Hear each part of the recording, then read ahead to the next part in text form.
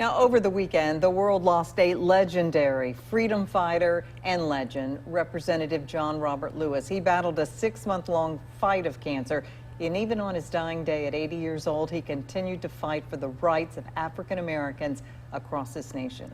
Today, 12 News' Anna Ferris sat down with a close friend and Mississippi civil rights leaders, Dr. Flonzie Brown Wright, to remember the life and legacy of John Lewis. Years from now, 50 years from now, well after I'm gone, well after many other people are gone, we will be reading about and learning about this soul giant, John Lewis, and what his legacy stood for.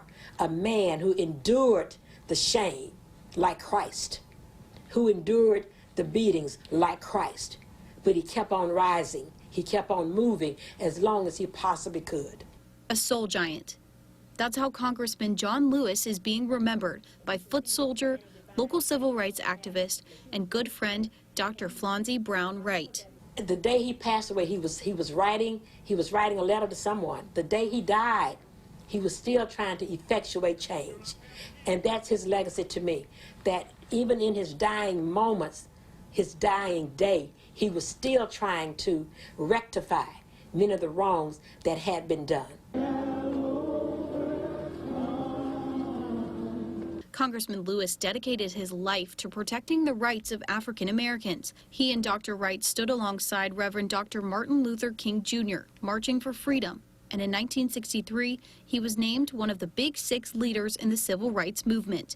He devoted his life to effecting change in our world and took it all the way to the White House. The term congressman meant nothing to him. He's just John. You know, the accolades meant nothing to him. When President Obama gave him the Medal of Freedom, yes, it meant something to him, but he's just John. Foot soldier, just trying to make things better for people. Dr. Wright says that even with all that's been accomplished, there's still more to be done. That's why she continues to fight. But one thing about it, right will win.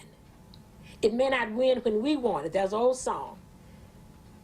He's an on-time God, yes he is. He may not come when you want him, but I'm here today to tell you he is an on-time God. Without God, you can do nothing. And he understood that. John understood that, and he lived that.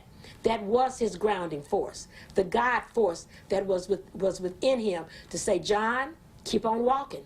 John, keep on marching.